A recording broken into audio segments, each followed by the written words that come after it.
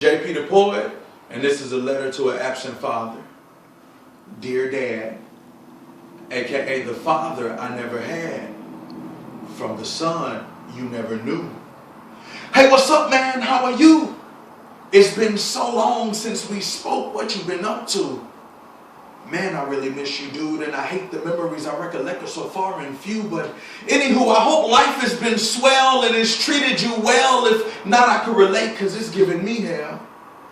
Going day after day, week after week, wondering why you don't care that we don't speak, or how you choose to not bother to be a father to your sons and daughter, and the only memory embedded in me is trying to determine if you're the enemy, and yet you walk around like in this life you have no stress or regrets that in the exam of being a dad you failed the test by not showing up and missing us growing up.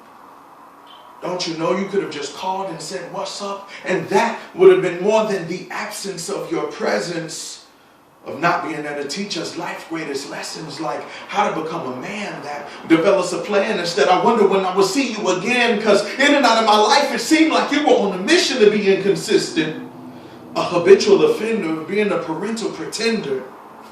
Page 2. But there's another side of this stereotypical genocide in which when a father doesn't reside in the home, the child doesn't strive, because my son isn't going to grow up in jail or in the streets because of a deficiency in the standards of parenting I didn't keep. And my son isn't going to grow up battered and beaten emotionally because I elected to treat him like you treated me. And my son isn't going to grow up learning his concepts of life from his partners in crime because I failed to realize that sometimes you don't lose a dime to just spend some time.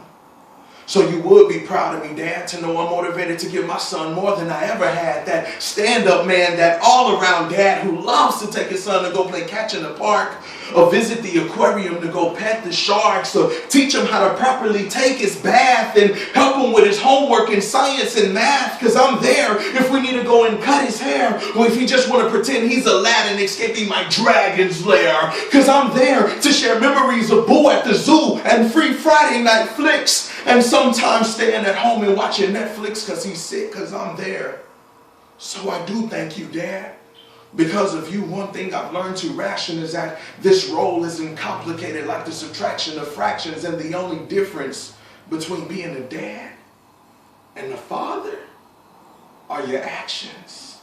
So in closing, I do pray that as your circle of life grows complete, and in that moment in time when you find yourself on your knees reminiscing and praying to the Lord Almighty, the supreme power that be, I hope this letter gives you exactly what it's given me, and that's peace. Sincerely, the son you never got to know. Thank you.